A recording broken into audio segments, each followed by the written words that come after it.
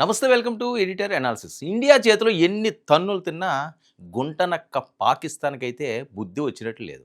గత ఏడాది సరిగ్గా ఇదే సమయానికి పాకిస్తాన్ నెత్తు నోరు ముత్తుకుంది. బాబు మమ్మల్ని వదిలేయండి, మీకు దండం పెడతాం అంటూ ఇండియా కాళ్ళు పట్టుకుంది. చచ్చిన పాముని ఏం చంపుతామని భారత్ బతుకు పో అంటూ వదిలిపెట్టింది.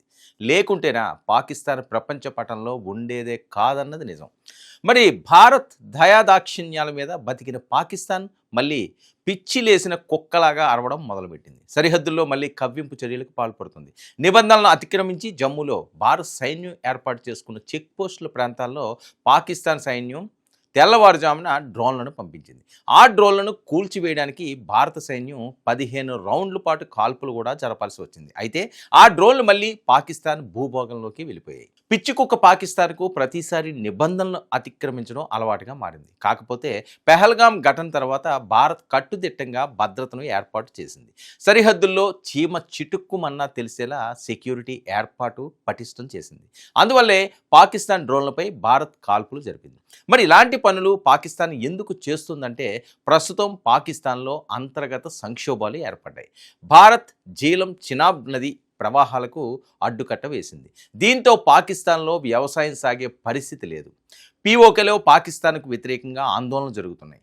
బలూచిస్తాన్ ఆర్మీ పాకిస్తాన్కు చుక్కలు చూపిస్తుంది. ఆర్థిక సంక్షోభం కూడా పాకిస్తాన్ పాలకులను కలవరపాటుకు గురిచేస్తుంది. ఇవన్నీ తగ్గిపోవాలంటే ఏదో ఒకటి చేయాలి. భారత్ మీద దాడులు చేసినట్టు కలరింగ్ ఇస్తే అంతర్గత సంక్షోభాలను డైవర్ట్ చేయవచ్చని పాకిస్తాన్ భావిస్తుంది. అయితే ఆపరేషన్ సింధూర్ జస్ట్ శాంపిల్ మాత్రమేనని, ఈసారి పాకిస్తాన్ కయ్యానికి కాలు దువ్వితే లేపడానికి కాలు, దువ్వడానికి చేయి ఉండవని భారత సైన్యం స్పష్టం చేస్తుంది. అంటే ఈ లెక్కన పాకిస్తాన్ దేశాన్ని ప్రపంచ పటం నుంచి తీసివేయడానికి భారత్ గట్టిగా ఫిక్స్ అయ్యిందన్నమాట. మరి భారత్ పాకిస్తాన్ సంబంధాల చరిత్రలో అత్యంత వివాదాస్పద అంతర్జాతీయ స్థాయిలో ఎక్కువగా చర్చకు వచ్చిన అంశాల్లో సరిహద్దు దాటి జరిగే ఉగ్రవాదం ఒకటి. భారత్ నేరుగా యుద్ధరంగంలో ఎదుర్కొనే పరిస్థితులు లేకపోవడంతో పాకిస్తాన్లోని కొన్ని శక్తులు ఉగ్రవాద సంస్థలను వ్యూహాత్మక సాధనగా ఉపయోగించుకుంటున్నాయి. మరి ముఖ్యంగా కాశ్మీర్ సమస్యను కేంద్రం చేసుకుని అనేక ఉగ్రవాద సంస్థలు భారత భూభాగంలో దాడులు జరుపుతున్నాయి. మరి స్వాతంత్రం వచ్చిన తర్వాత భారత్ పాకిస్తాన్ మధ్య అనేక యుద్ధాలు జరిగాయి. 1947, 1965, 1971, 1999 కార్గిల్ ఘర్షణలు. అన్నింటిలోనూ ఇండియాదే పైచేయి సాధించింది. మరి ఎన్నిసార్లు తన్నులు తిన్నా పాకిస్తాన్కు మాత్రం అస్సలు బుద్ధే రావటం లేదు.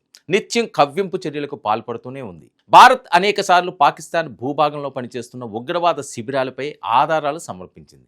పలు ఉగ్రవాద సంస్థలు భారతదేశంలో జరిగిన పలు ప్రధాన ఉగ్ర దాడుల్లో పాత్ర పోషించారని ఆరోపించింది.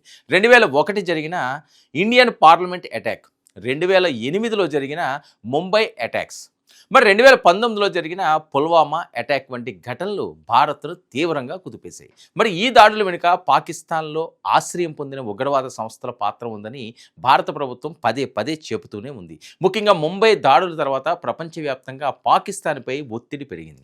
ఉగ్రవాద సంస్థలకు నిధులు, శిక్షణ, ఆశ్రయం కల్పిస్తున్నాయనే ఆరోపణలు మరింత బలపడ్డాయి. మరి అంతర్జాతీయంగా కూడా పాకిస్తాన్ అనేక సార్లు విమర్శలు ఎదుర్కొంది.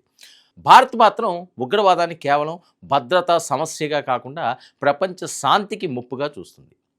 మరి ఐక్యరాజ్య సమితి వేదికతో పాటు అంతర్జాతీయ సమావేశాల్లో కూడా ఉగ్రవాదానికి మద్దతు ఇచ్చే దేశాలను కఠినంగా ఎదుర్కోవాలని భారత్ వాదిస్తుంది. మొత్తంగా చూస్తే ఉగ్రవాదానికి కేరాఫ్గా ఉన్న పాకిస్తాన్ నిత్యం ఇండియాపై మాత్రం దాడులకు కుట్రలు చేస్తూనే ఉంది. ఈసారి ఏ చిన్న ఉగ్రదాడి జరిగినా ప్రపంచ పటంలో పాకిస్తాన్ ఉండకపోవచ్చు అని భారతీయ నెటిజన్లు సోషల్ మీడియా వేదికగా కామెంట్లు చేస్తున్నారు. మరి ఇప్పటికైనా దాయాది పాక్కి బుద్ధి వస్తుందా? కుక్కతోక వంకర్లాగా ఇలాగే ప్రవర్తిస్తుందా చూడాలి. ఇది ఈనాటి ఎడిటర్ అనాలిసిస్. 99 న్యూస్.